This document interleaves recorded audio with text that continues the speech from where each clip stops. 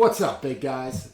Casey McClure here with the Dil Hamade. It's Friday, January 22nd, and we got a great show for you today.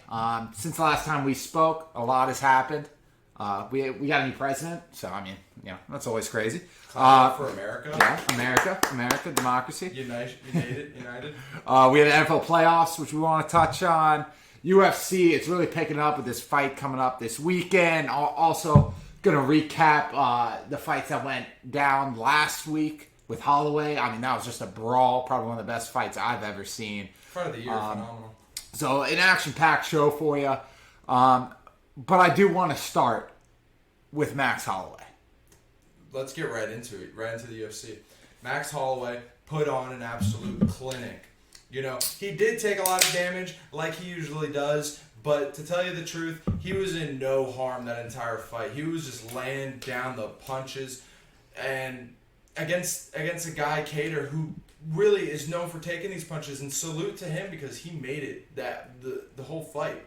Mm-hmm. Which was amazing after taking all those blows. I don't think everyone thought that it was going to be as lopsided as it was. Yeah, I mean, and that's Holloway's style, really. I mean, he's never been really a knockout guy. I mean, even when he fought against McGregor, McGregor ended up winning the fight, but they went the distance, and McGregor usually knocks them out. Like his guy, he goes to the knockout first round. So, I thought, I had a feeling Holloway coming off those two title losses back to back, losing the decision, would come out and try to end it early. But I mean, this guy's got a chin. I mean, Kattar, hats off to him. He's got a damn chin. And Holloway just, the past three fights, he obviously lost those two title fights. And, you guys know where I stand on that. I thought he won both. But he's never really been in trouble in the past 15 rounds he's fought. And they've been against top-tier opponents. This guy's just an absolute animal. Guy's an animal, and Conor even mentioned him during all these interviews that he's been doing over the weekend.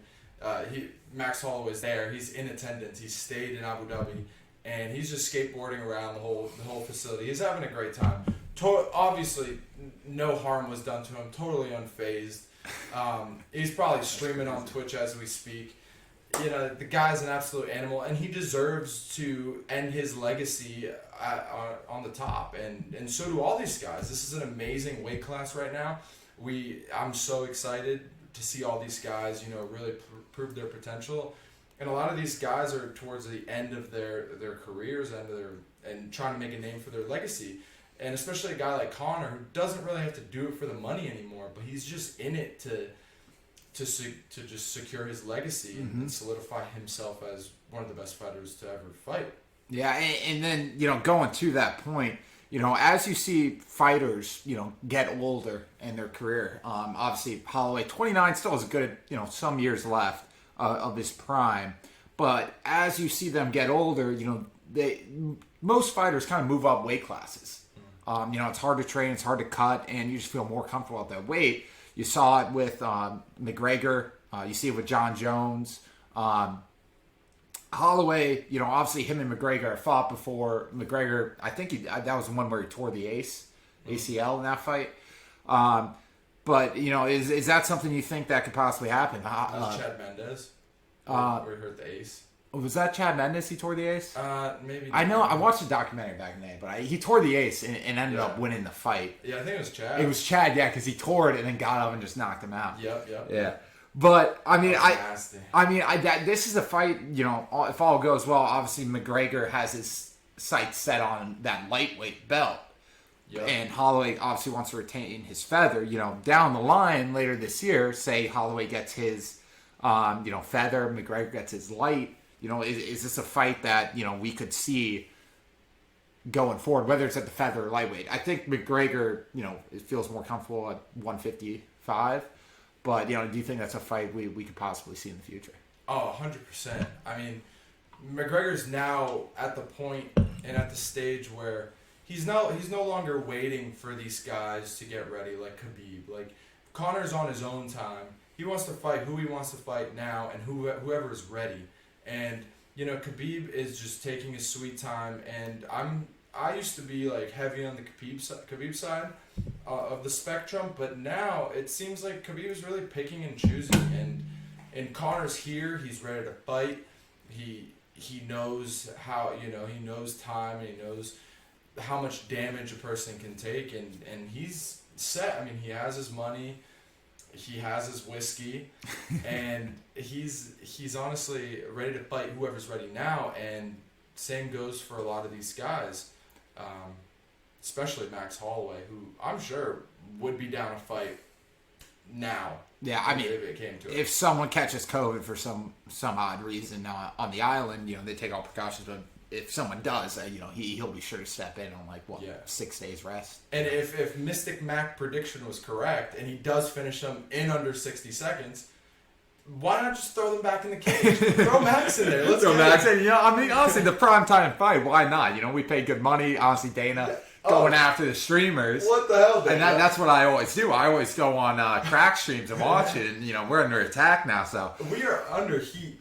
Not everyone's got, the diehard fans don't have the cash to pay for the streams. Yeah, could you imagine just watching the stream, listening to what Dana had to say, daring us to do it, and then next thing you know, you get a knock on your door in the middle of the freaking primetime fight by the FBI, and they're just ready to take all your assets away because you just streamed the Conor McGregor fight? Yeah, I mean, that's just... I get it. You need the money because they probably lose so much revenue for that. But I'm just trying to watch some fights. Yeah, I'll pay. We'll pay for it. We'll probably pull together some people. Of course. But big fights this weekend. Obviously Holloway. He's not fighting, but you never know. But there's one fight that we obviously have the big card, McGregor, Poirier. Now, before we started this, you were talking about Dan Hooker. Yeah. Dan Hangman Hooker. Serious dude, serious contender. Every fight is an absolute brawl, and he honestly takes years off of your career every time you fight him. That's why people try to run away from him. But this guy, Chandler, he's relatively new to the UFC, and he stepped in, and he's trying to make a name for himself in the 155 weight class, which Conor and Poirier are fighting in. And so these two fights have such a big, every time you're fighting on a McGregor card, you want to show out. And so I think that in terms of betting, that one's going to be really tough to gamble because both these guys see the prize in front of them. They see McGregor, they see Poirier, and they've been hearing about the Khabib talk. So I expect that fight to be it's 50-50. Mm-hmm. And that's all, honestly, I'm looking at most of these fights, and obviously Hooker is ranked 6, Chandler, a newer fighter, as you mentioned, not ranked at the moment, but just going down the card on very even betting lines all around. And, as a fan, that's what you want. We don't want, we want good fights. If they can hang in there and eat punches to the chin, that's great. The knockouts, first round knockouts are cool, but then you're kind of just sitting around the whole night waiting for, the next fight. I prefer the grinded out 3-round just slugfest, people throwing. And that's what this card really looks like with the light weight fighters. We don't really have a lot of heavyweights on this card. So I think it's going to be a lot of punches thrown. I'm excited. It's going to be good stuff. I'm super excited. With this whole Fight Island, a lot of these cards really, honestly, came up short, in my opinion. You have some really good fights here and there, but the card overall didn't really have too many implications like this one does. Mm-hmm. This card is what we've been waiting for.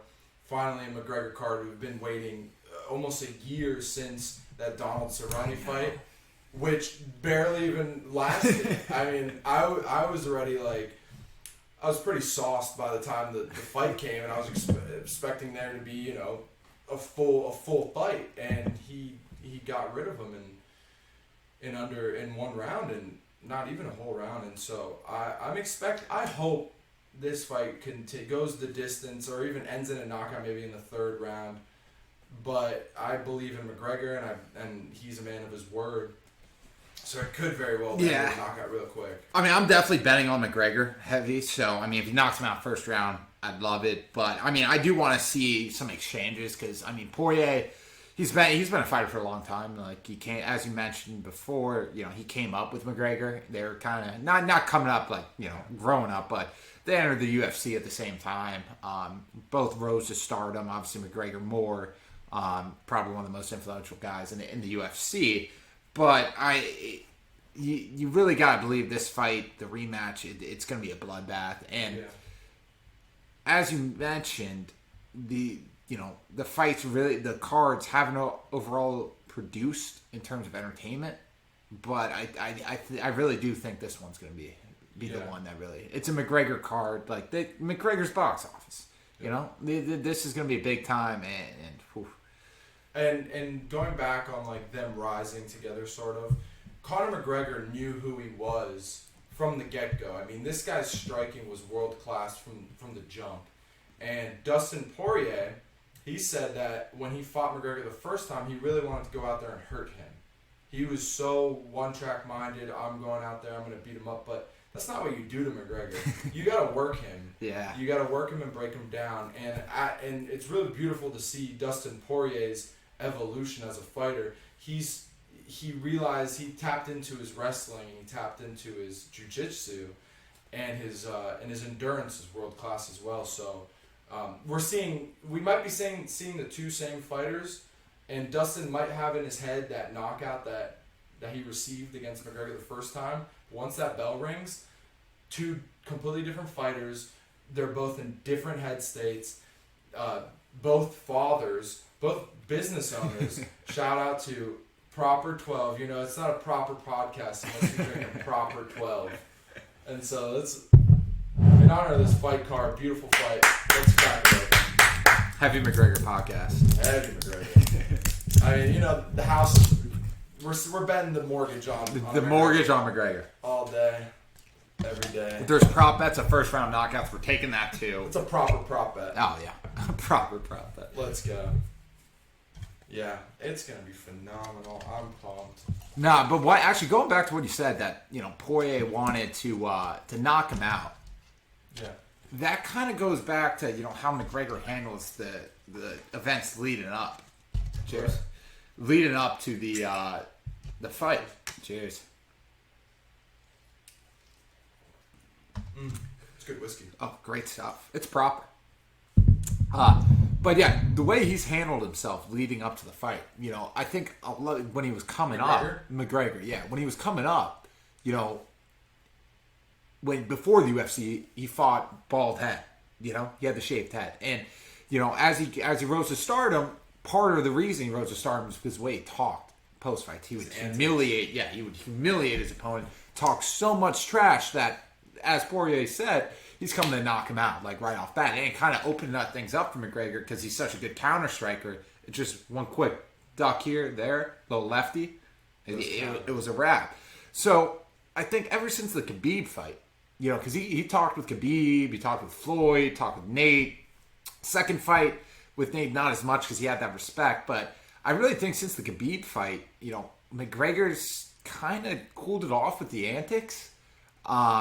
And, I see that shaved head kind of as, a symbol that he's back to his, where he was when he first started. He rediscovered his love for the game, or love for the fight game. And, I see that, and the only thing I think of, he's grown up, as you said, like, these two different fighters. And, I mean, I see that, and I really do think he's going to do some damage to that chin. Definitely. I don't know if it's a knockout, because I think Poirier, he's fought too long and too hard to get here to just eat one to the chin and go down like he did in that first fight. But I think McGregor with that shaved head, he's ready to go and really, really ready to make a run in this year. Yeah, I agree totally.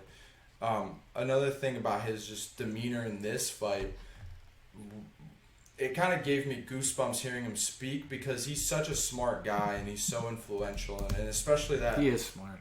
And I love McGregor. As bad as this sounds, I love him when he loses, because he's so humble. And his famous line, like, "I'm humble in victory and I'm humble in defeat." God, I love that. as much as you talk shit, you know what I'm saying? He's still gonna give his respect because if you have the balls to go and fight McGregor, if you have the balls to step in there, then hats off. Because most of the time McGregor thinks that you're gonna pull out. You know, you're gonna pull a Jose and just pull out. And so if you get his respect by throwing it down in there and right now this type of McGregor is scary because he's focused. Very focused. He's in his bag. You know what I'm saying? Yeah. I hear you. Fights start at what time? We got a main card at 10 o'clock. Eastern, yeah. Eastern. Wait, why is that? Because they're during fighting Fight in the Island. morning Right? now. They're fighting in the morning and Fight Oh, Island. to accommodate the United States? Yeah. Fuck yeah. Because it's a big card. I mean, yeah, it's a McGregor fight. Because the Holloway fight. fight, it was like 4 o'clock, and then you text me, and you're it. like, "Holy shit!" Like the fight's on. I had to, watch. Yeah. I had to rewatch the fight after it already happened. So I wasn't too happy about that. But, I do like how they're accommodating. Do you think that affects the fight at all? So in terms of like a lot of these guys, when they wake up in the morning, they go straight into training. Most of the time, like, if you're training for a fight, you're gonna wake up. You're probably gonna run, eat your breakfast, then run. And then I think Conor just starts sparring in the morning, so it's as if like he's just going through the motions. Interesting. So it might work out in some of their favors. I mean, and also like they get in the fight and then they don't have to go to bed. You know what I'm saying? They can enjoy the day, win or lose. Bro, I would be pissed if I wake up, get bopped. Hey, my main, like, what time the main event? I gotta look up Dubai time right now. Yeah, I mean, I would love that. I mean, Conor's got his yacht there, so once that fight's over and let's say he wins, I'm sure if he loses anyways, he's still gonna rage on the yacht. What the fuck? Bro, it's 2:51 Dubai right now. AM. 2:51 a.m. So that means the main card 8 hours will start at 7 a.m. That means these prelim fights, because there's always prelim fights. Those things are starting at what, like 5 a.m. Yeah, but to counter that, they have fans in attendance now. What? Yeah. I thought the whole point of Fight Island was no fans. Well, Uncle Dana is really stepping it up for this card, and they're bringing the fans into the arena, and so, as much as I did hear voices in the press conference, like. Yeah, I thought it was just like, damn, this camera crew, like, the media's hyped, but no, Uncle Dana's really stepping it up. He really Uncle Dana, where'd that come from? It's just like Uncle Dana. He's the main guy. He's the reason why we're here today talking about this lovely fight. He put it together. Hats off to him. The UFC's still underrated in my opinion, undervalued. I mean, this is the purest form of competition you can find. These guys are like sacrificing their lives. I mean, Draymond Green tried talking shit to McGregor, and he said, "I dribble heads on the canvas, and you dribble balls. Like, know your place." You know what I'm saying? The classic CJ Watson jersey. Yeah. Like, wait, he thought he was repping his jersey. It's CJ Watson, mate. It is CJ Watson. What a legend. No, I mean the talk the way McGregor talks, acts is nuts. But I mean, going back to Dana. I mean, this whole Fight Island, obviously they have fans now, which kind of goes against, why he made it. So, like, the fighters won't get COVID. But, I mean, I guess, I'm guessing the fighters, and there's protocols in place and all that stuff to where, they're probably not going to get it. But, what he's done with this whole, to really adapt quickly. Because, let's not forget, like, we had UFC. It's been going on for, almost, we're getting close to a year now. It's probably been about 8-9 months. And the way he's just adapted and was like, we're getting these fights in. And it sucked for McGregor, too, because he had a plan to go heavy fights. Like, he was going fat fights last year. That was his plan. And now, he's really just been training this whole time. And we're back here, and that's his plan. But, it's really done a great job by the UFC to really get this going and really, help out the people throughout COVID, because I'll never forget. Get these fighters paid. Honestly, the fighters need money. The UFC, the staff, everyone needs money. But and I'll never forget when we had no sports, we had no football, no baseball, no basketball. We had absolutely nothing. And Dana's like, I'm buying a fucking island. We're taking our talents to the island. And then all these fighters kind of came in and fought him. He pulled an Adam Silver. But like, I think Adam Silver pulled the data. He might have, yeah. You might be right. Adam Silver definitely pulled it in.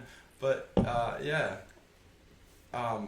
going back to just like the risks of having the fans in the crowd, I think a lot of other I think a country like the United Arab Emirates and those, certain countries handled COVID a little bit better with their lower populations, and I mean, they're a little bit more separated from society. Like when you're in America or like a high densely populated place, it's kind of hard to avoid certain things. So I don't think the risk of COVID's too strong. Dubai. Yeah, in Abu Dhabi. So I think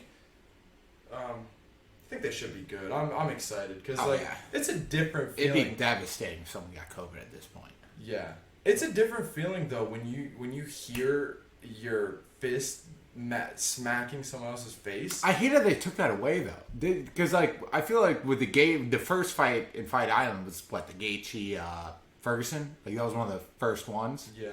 And then ones, yeah. like when Gaethje was hitting, it was pop, like shit was popping when he would smack his head. So like I'm watching the fight and like in my head I was thinking, I was like, do these guys always hit this hard? Like is this like the sound of a normal punch from these guys, or like is it something with the mics to where there's no fan? Was it because of the fans it sounded that loud, or like is that just a sound of like a normal fight and this is the first time we can hear it? But I think since they've kind of, I don't know, I haven't heard it like that lately, so I don't know if they adjusted sounds or whatever. But I think it is. I think that's how it sounds, and I think that's what fuels fighters like McGregor. They want to feel that punch.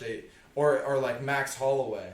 Max Holloway didn't care to really knock him out. He actually enjoys punching guys in the face. He feeds off that sound and that feeling that he gets. But not having fans kind of amplifies it even more because, like, you hear it. You actually really feel it and hear it. But now that there's fans, it's going to be a little bit more... I don't think it's going to be... Is this the first fight with fans? Yeah, it is. Of course, McGregor. Now, I feel like that definitely helps McGregor because I would say the majority of fans, tickets for this must be insane. Yeah. Absolutely. Like, a McGregor fight is expensive as it is. It's got to be. When you bring in fans to it during a pandemic, I mean, it's probably insane. I can't even pronounce it. In Abu Dhabi. Abu Dhabi. Yeah. But, it's got to be stupid expensive. But I do think fans helps McGregor because, he's always been an entertainer and he kind of feeds off that energy. So I would assume the fans are more leaning towards him because he's the, he's the face of the UFC. Yeah. And there's really no bad guy, good guy in this situation like there usually is. Like, I feel like... Well, yeah, because McGregor's not talking shit like he usually does. Like, usually you're either heavy towards one side or heavy to the other because McGregor's teeing off. It's like when he was talking to Dos Anjos, he's like, I'm going to behead you and drag you through the streets of Rio de Janeiro. It's like, holy shit. Yeah. Like, I mean, the stuff he would say, used to be insane. And now he's talking about partying with Poirier, like joking around, having the ketchup. He brought the ketchup out. Hot sauce. Imagine if he sold ketchup. He sold ketchup. You don't got a chance against Heinz. No chance. Monopoly. But, I mean, I do think, and I've said this many times on this podcast, the way McGregor's approaching it is going to have an impact on this fight. Like, the shaved head, him having the shaved head. Write that down. He's not talking shit like he usually does. He's a humble, classy individual. I think we're getting the best McGregor. Now, does that mean his opponent is going to fight better? Because, no mind games. Yeah, no mind games, really. It's all talk. Now, there could be behind closed doors stuff, but I don't think that's the case here. Well, I mean, he told him he's going to knock him out in under 60 seconds. Everyone does that shit, though. I mean, when Mystic Mac comes out and makes a prediction, he's usually right. He is right. He sees something in lately he hasn't. He hasn't really fought that much. He said he was going to knock out Floyd like the first 4 rounds. I got so high. He won the first 4 rounds, I think, in that fight. But yeah, it was funny. They were talking about Logan Paul versus Floyd, and Conor called out Floyd for looking a little fat, And he's like, you know, anything could go with these guys.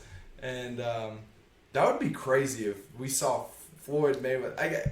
That's so risky in my mind for a guy like Floyd Mayweather, who's like a legend, undefeated, to put yourself against a YouTuber boxer who's bigger than you, and you're a little out of your Yeah, I was wondering because dude, you could get knocked out. Floyd's a small guy. Yeah, He's not like a big guy, and he's a great boxer. But when you go to up weight classes, no matter what the skill is, like those punches, they impact you, and even as your reach, everything gets into everything changes. Now I think the Paul brothers are complete fuckheads, and the guy's got no chance in my opinion. But it does bring up the question, could just like any jock or I guess average dude who's bigger, faster, stronger at this point of their life, like in their prime, 23, 24, do they have a chance against Floyd, like with the proper training? Because I'm guessing he's training. Yeah, Logan Paul or Jake Paul, whatever. He is training, or Logan Paul. Logan Paul's more of a wrestler as well. I think he was a pretty good wrestler, and now you throw him into boxing. Either way, he's just trying to secure the bag. He is. I mean, he's doing a good job. If he pulls off a dub, great. Like, that's amazing. It's a win-win scenario for him. I just saw that fight when he fought Nate Robinson. And I remember because Jake Paul. Oh, Jake Paul. They're brothers. I'm guessing they have the same kind of fighting style. The only reason I'm going off that is because the Diaz brothers just eat punches. They both eat punches to the face. So the Paul brothers. I mean, when I was watching that Nate Robinson fight and the Paul, it was like two guys fighting in the street, just in a ring with boxing gloves. Like there was no when you watch an actual boxing fight, they're taking their time, feeling them out, like little jab here. It always starts off slow. Yeah. Bro, that fight they just ran towards each other, that's crazy. And I don't know, I would wonder if that, if someone fought like that in an actual fight, like a professional boxer versus professional boxer, and you go out and do some weird stuff like that, completely unorthodox, would that kind of help, hurt? That would hurt you big time. I mean, that's my guess. Logan's a little bit cooler head than Jake Paul, I think. He's older brother. But, Nate Robinson's the last guy in the NBA that I want to see fight.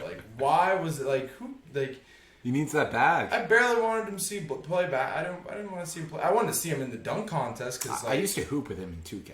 Nate Robinson, he was a beast, bro. Hit threes. He was like a mini. He was like an AI who could dunk in 2K. Wow, absolutely unbelievable. I'm sure he's weighing on top of heads in 2K. It's new 2K though. I don't know about that. I've been hooping in it, dude. I've seen you, big man. Yeah. But yeah, UFC. I mean, we got great fights. I'm excited for it. Just real quick, I guess let's just run through these. I kind of want to pick them. Kind of get your take about who you think's going to win. Then we'll kind of transition. I want to touch on those NFL games that happened. Patty Mahomes. So the main card, I don't know who any of these people are on the bottom half. Marina Rodriguez and Amanda Ribas. Okay. I mean, one's a heavy favorite. Is it Amanda? Yeah, Amanda. Oh wow. Yeah, dude. I really don't know these fighters. I wish I did. I know. It's I know the top tier ones. Like the one I would say the top 10, 15%. I'm well. I know them well. Other than that, not so much. And there was only 3 episodes in the embeddeds. That's where I usually get a lot of my feel out. I feel a lot of fighters out to see which ones are, which ones seem prepared. Just looking at this, Andrew Sanchez is going to get bopped. Look at that hair. Yeah. That's not the hair of a fighter. I wish you guys could see this, but yeah, it's look up Andrew Sanchez and his picture is just, I mean, come on. He can't see out of his right eye. And he's fighting Makhmud Muradov. Yeah, that's GG's, bro. That guy's got a chin. This guy clearly, he looks like a, California surfer dude who was like, I got hands. I'm going to the UFC. Jessica I. She's going straight eye shots. I got. But look, I got Joanne. Yeah, let's go. You might as well go Joanne. That's what I'm saying, though. If you look at all these fights, I think it's worth it to take the underdog in some because they seem pretty even. Like Marina's number 8, Marina, or I don't know how to say her name. Number 8 ranked, Amanda number 10, but then number 8 is plus 250. So I mean, You can really find the best fighter and still be wrong. I'm calling my parlay now, though, because I'm probably going to parlay this. Because the minus 305 with McGregor, I don't feel comfortable just throwing it on him like that. I mean, it's 305 to 100. Wow. That's nice. But, I don't like throwing that much just for one guy to win. So I'll probably go Hooker, this Meredov guy, because Andrew Sanchez is going to get bopped, and McGregor. And you would go Hooker? Yeah, I'm definitely going Hooker. He's the guy no one wants to fight. I mean, this Chandler guy has a lot to prove. I mean, having a lot to prove, or really nothing to lose, because this is his first kind of thing. Like if he loses to Hooker, no one's gonna blame him for it. True. It's your first fight. So I mean that gives him a sense of fearlessness, and that makes him dangerous because he doesn't know any better. But I just you look at Dan Hooker and you see what he's done and how he fights. I just don't see him losing. Yeah, I mean, that's a pretty good prediction. And then you got McGregor as well in the yeah, of course. And then I'll go against the guy with the long hair. I don't like Alex Sanchez. Unless he shaves his head. Yeah, if he kills McGregor and shaves his head, everything changes. Everything changes. We hammer that guy. Oh yeah, that means he's locked in. He's learned that I gotta change some things up, or else I'm gonna get bopped by it. So we'll see, but yeah. 10 o'clock Eastern time, fights start. Big things. We'll be watching. Don't stream it because Dana's going to be knocking on. Uncle Dana is going to be paying you a visit. Did not do that. But, now I do want to talk about, these playoff games because we had an experience for these games. We had one of the best sports bar experience that I've ever had at a Buffalo Bills sports bar. We went undercover in Bills Mafia. Yeah, undercover. We went undercover Bills Mafia in a Mexican tequila bar. It was one of honestly probably the best time I've had watching a game this year, and I really could care less about the Bills. But saying that I'm on the wagon. We're circling the wagons. Bills Mafia all the way. Bills Mafia all the way to the Super Bowl. We had very, very conservative bets going into this bar. We stepped into the bar instantly. We started throwing money at the Bills. My God, I think I had $40 money on Bills. I talked about this on the podcast, the previous episode. I was saying hammer the Bills, max units, Bills. We go to Roxy's, nice sports bar, or nice bar in Clematis. Not really a sports bar, Irish bar on Clematis. Where we watched, that was the what was the first game? The Packers-Rams game. Kind of a dud game, it was close, kind of, but you knew Aaron Rodgers was going to do it at the end. So then we're talking, and we're like, hey, trying to figure out what to do. The Bills bar. I'd only been to this bar last year for the Ravens-Bills playoff game, and just great reviews. Hadn't been back, didn't know what COVID did to it. You went to a Ravens-Bills game that first time? Wait, no. Oh, it was Texans. It was Texans Bills. I get those two teams confused. But yeah, Texans Bills. Bills lost the game. They should have won that game. It was a heartbreaker. Bills Mafia was very upset.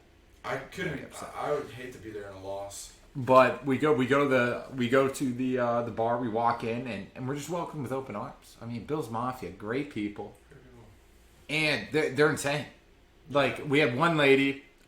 She seemed like a normal. You look at her. If you saw her normal daytime, would you think she was, just an average? If you look at her head on, she just looks like a normal. Ellen DeGeneres. Lady from Buffalo. Yeah, she's got the Ellen DeGeneres haircut. She's just chilling, And then you get up close because she was at the table next to us. She's got a blowhorn for Bills Mafia, and then she's got the Bills logo shaved. She's got a fade with the Bills logo shaved. Giant buffalo.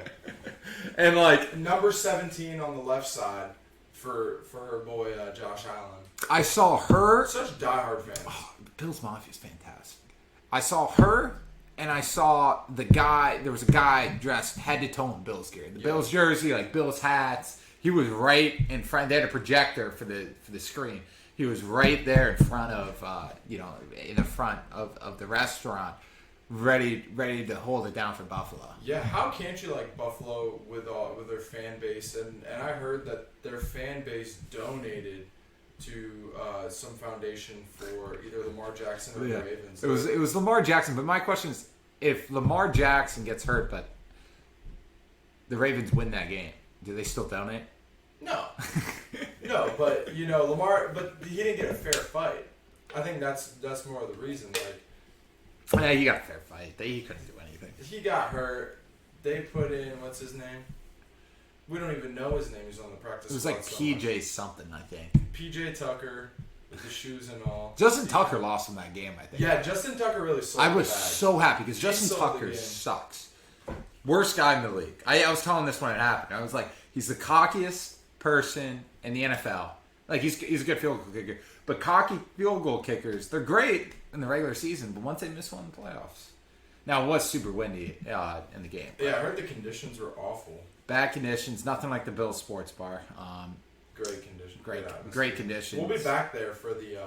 If anyone wants to join us, we'll be at Rivals. My pronunciation. It's Rivals in English probably, but Rivales in Spanish. Rivales, yeah. They have $3 Mexican beers, $5 margs, and great buffalo wings. But next time I'm gonna try buffalo wings.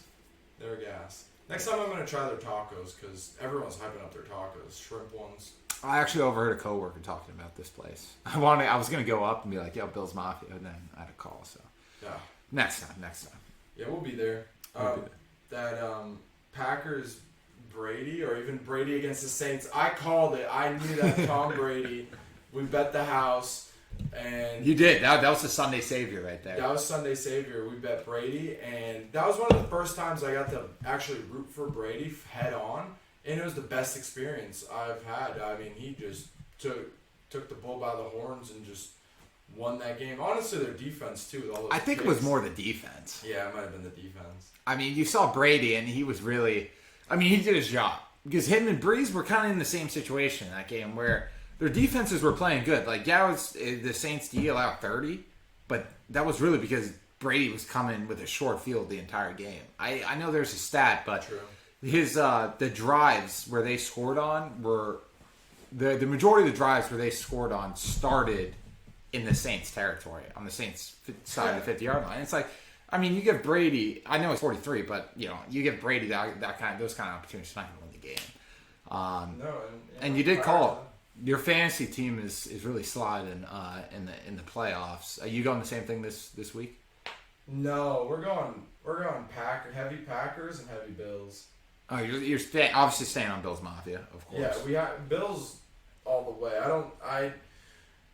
It's this Patty Mahomes situation is a little weird because I didn't really see his head hit the floor. So you think get a concussion off of whiplash? Like I watched. I don't know. I don't think the head fully hit the floor. But, I mean, there's definitely a lot of whiplash, and, like, his leg kind of, like, gave out. He was definitely concussed. Like, he was out of it. But he's a tough son of a gun. So. Oh, you can get a concussion from whiplash. Oh, wow. I guess your brain just fucking, boom. Smacks in the side. Hits inside the skull. Yeah. God, it's got to be. That must suck, but we definitely won't be seeing Chad Henne. I mean, Mahomes is coming out there. If there's no Mahomes, then, the Chiefs are pissed. They could still win this game. I could totally see Chad Henne coming in and winning this game. Wow. Because it's a veteran QB. Like, veteran QBs who just randomly stay in the league. They're clipboard holders for a long time. But those guys are there for a reason. I know it's the easiest job in football because you really don't have to play that much. But when they come in, they had Matt Moore last year, who was I really think is just another Chad Henne. Oh, yeah. Two of the same guys, really. Former Dolphins. They love Dolphins quarterbacks. Dolphins quarterbacks. They're tough. They're gritty. They got to bring in what's his name? Tannehill to back him up. Now I guess Tannehill's sliding Tua after he busts. Bring a little shot right there, Tua. But yeah, I think even if Chad Henne's it's going to be a close game. The Chiefs. I think they lose this game even with Mahomes because they really have not been sliding these past couple weeks. Like Undersliding. They've really been, skint slides. Because if you look at it, they played the Falcons, I think, and barely beat the Falcons 17-14. That's a terrible... That team has no defense. You can't score points against them. They rested their starters against the Chargers. And down the stretch, their offense, which has been unstoppable all year, really wasn't clicking all cylinders. They were getting points on the board, but it wasn't in that classic Chiefs way of doing it. It seemed a lot harder, and I really think that coming into this game, they're not gonna be able to get it done. And I think Josh Allen against that Chiefs defense is a better matchup than Mahomes against the Bills defense. Yeah. I mean, the Josh Allen story is so inspiring. Comes from a small city in California. Goes to a small, what is it? Wyoming. Yeah, but he started off at a community college. I think. Oh, yeah. And then his coach got him to Wyoming, and he just balls out of proportion. He balled, dude. He's got a freaking cannon. He does. And that's perfect for Diggs, who's averaging 100 yards a game. That's amazing. I really want to see them succeed. That's coming from They deserve it. That's coming from a Dolphins fan. And I think most of America wants them unless you're a Packers fan. But wait, why don't you want the Packers don't want the Bills to win? Yeah, well, I'm talking about the Super Bowl. Yeah. I want to see I want to see the Bills win the Super Bowl, but Packers fans probably want to see the Packers. You're assuming the Packers. Yeah, the Packers. Yeah, I'm assuming it's Packers-Bills in the Packers. Super Bowl. You're sticking futures bet. You can bet on that. Should we lock that in? I'll lock it in right now. Packers-Bills. The Bills Chiefs. over Packers in Super Bowl? All right, now we're gonna have to do some thinking. I gotta see the Bills against the Chiefs. Okay. I mean, we gotta take it. The odds won't be as good. But what can I just put? Can I book the Bills into the Super Bowl with the Packers? Yeah, you can do that. Yeah, that's what we want. Well, that's just betting on them to win. Bills beat Packers in Super Bowl plus 500 right now. I mean, you might as well do it. These are good odds. Where's the Super Bowl this year? Tampa Bay. Oh, bro, hammer Bills. Well, that's the thing. If the Bucks could have a home game. If the Bucks win, they'll be the first team ever I think it's 55, 56 years to have a home game in the Super Bowl. That's tough. And the only reason I would love to see that. I'm pretty sure the only reason they have it in Florida this year is because Florida allows fans, so now they can have fans for the Super Bowl. The majority of them are healthcare workers, I think, but that's cool. They all get their vaccine. Right, it's in Florida all the time. It's either Miami, Tampa, or one of the new domes people build. I want to see one year they just throw it in fucking Pittsburgh. Make them play in the shitty ass conditions. The city of steel. Exactly. Throw it in Buffalo. Throw it. It's Detroit. Always. I get one of the hardest working cities. Exactly.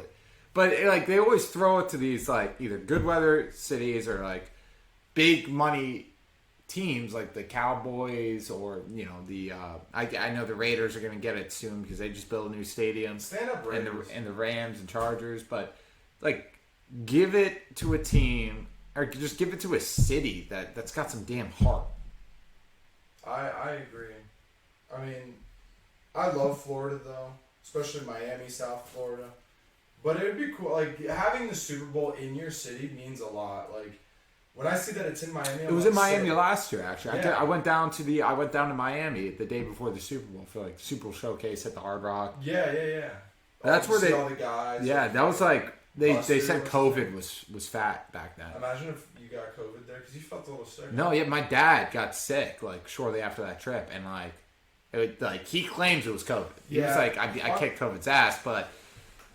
And he was sick for about 2 weeks, heavy sick. So a virus picks and chooses, guys, and as we progress, just take it seriously. Mm-hmm. I'm taking it way more seriously. Yes, I'm going to the Bills bar and I'm gonna have a good time at the Bills bar, but it's not worth it. Nah, stay safe. Our friend Jay Gannon, unfortunately lost his grandpa to COVID, and we send our condolences to Jay Gannon definitely and his family. Wish him nothing but the best. And if you're listening to this, big guy, we're here for you.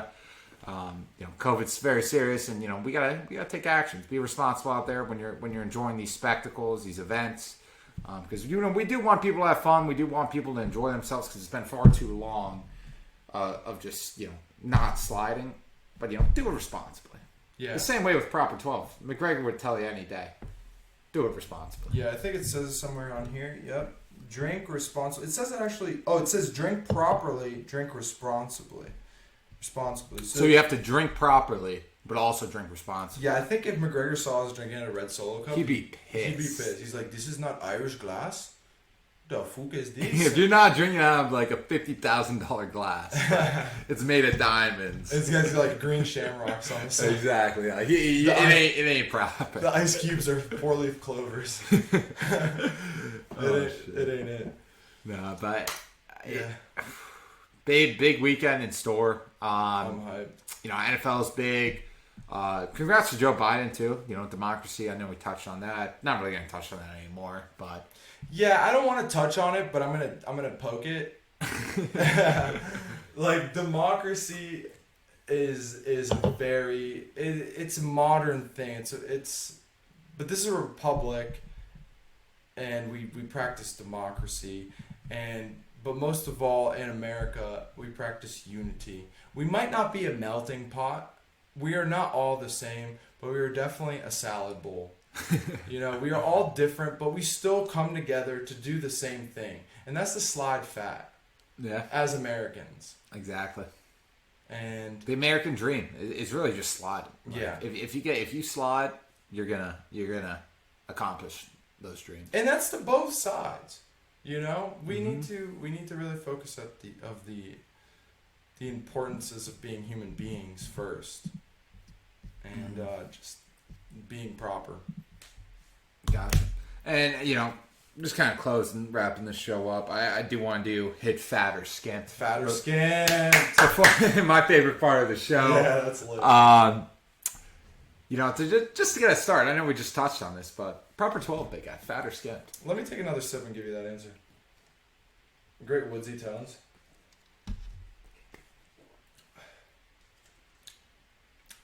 It's definitely fat. I think it's fat. Like, I wouldn't. You go and you buy Proper 12, and you do it for an occasion. You do it for a reason.